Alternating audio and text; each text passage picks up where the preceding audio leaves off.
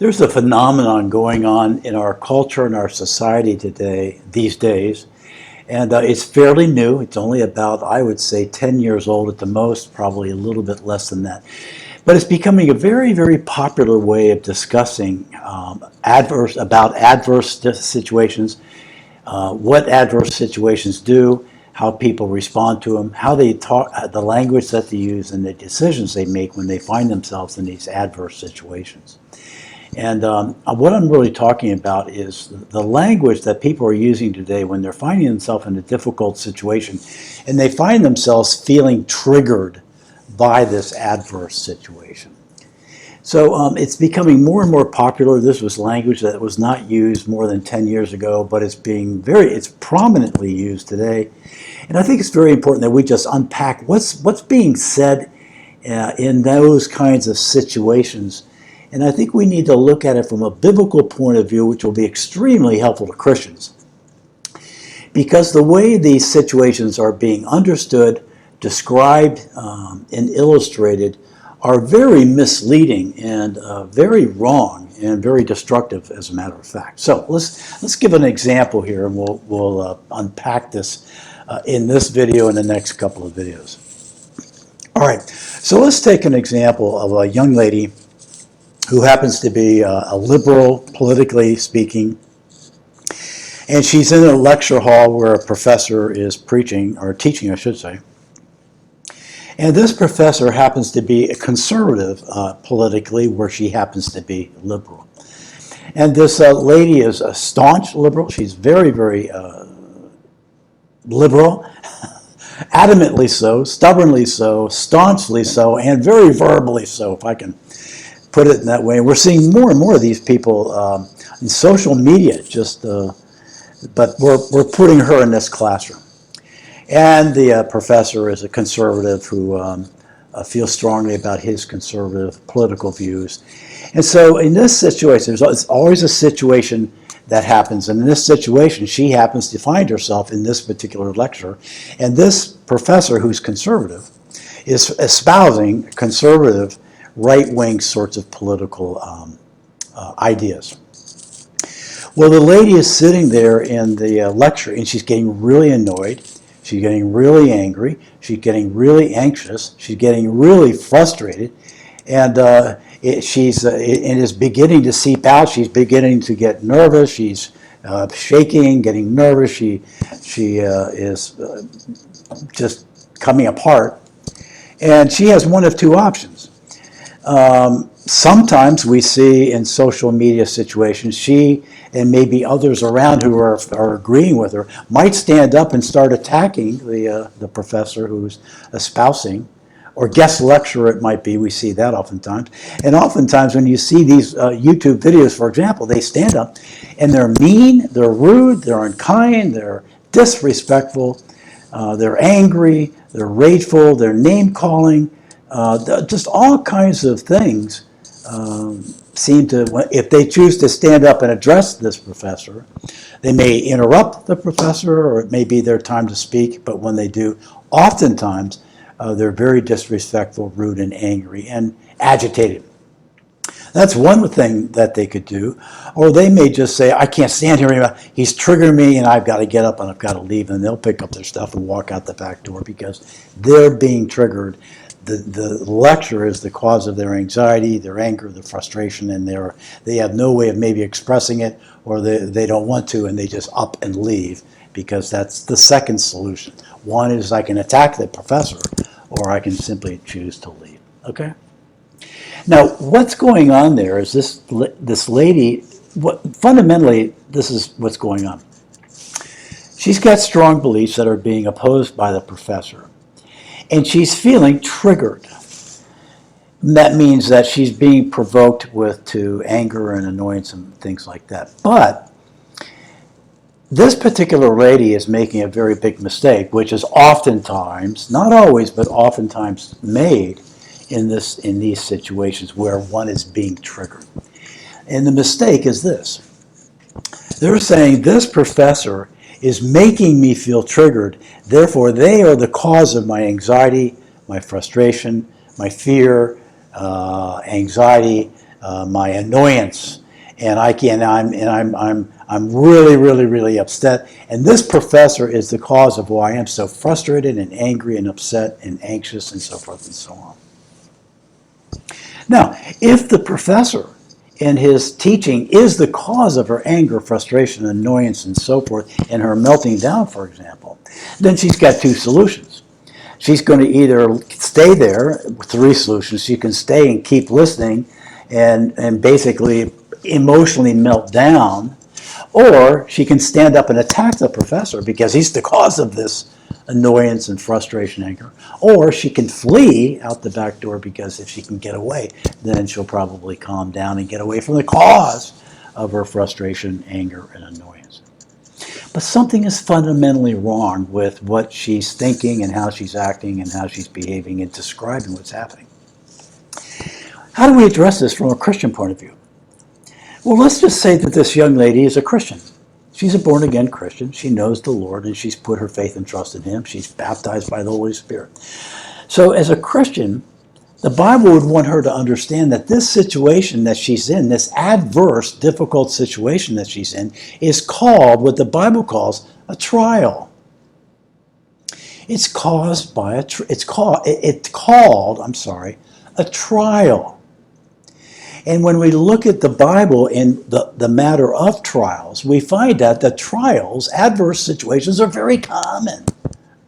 They're unavoidable. Not only are they very common, they come in all kinds of sizes and shapes and they're just many, many different kinds of adverse situations that are trials. You can't avoid them. That's number one. Number two, they are presented to us. They are designed by God to come into our lives. There's no mistake that this young lady, Christian lady, is in this room where she's in an adverse situation, in a situation where she's disagreeing politically with the lecturer. This is a trial that is designed by God for her to be in. This is an adverse situation, a disagreeable situation that God has designed that she be in. Why?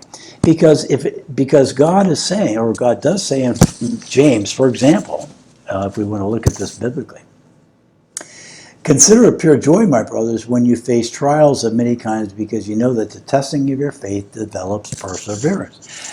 This is a trial that is designed by God. And what is the purpose of every trial and adverse situation that Christians go through? What's the purpose of the trial?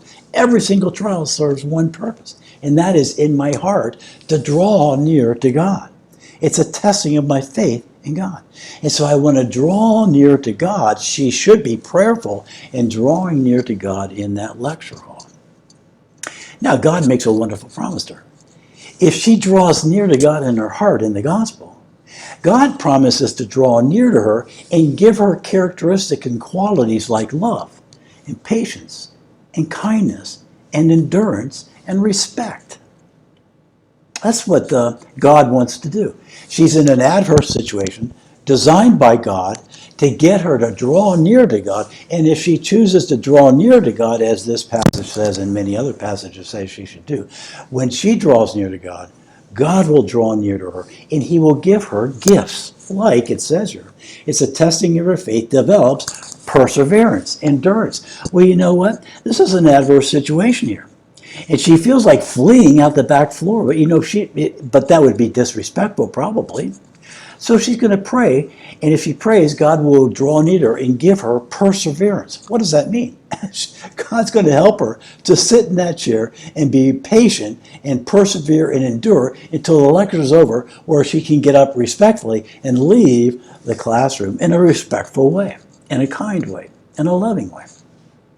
Now, if she doesn't draw near to God, she's on her own. She's likely to stand up and attack the professor. That's one solution, or flee out the back. But she's misunderstanding what God's purpose behind what's really going on here.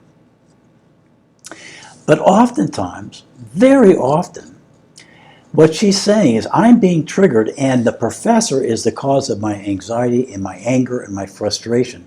And I've got to attack the cause so he'll stop, or I've got to flee the cause because he's causing that. But that fundamentally, from a Christian point of view and a biblical point of view, that's all wrong. It's backwards. It's inside out. It's upside down.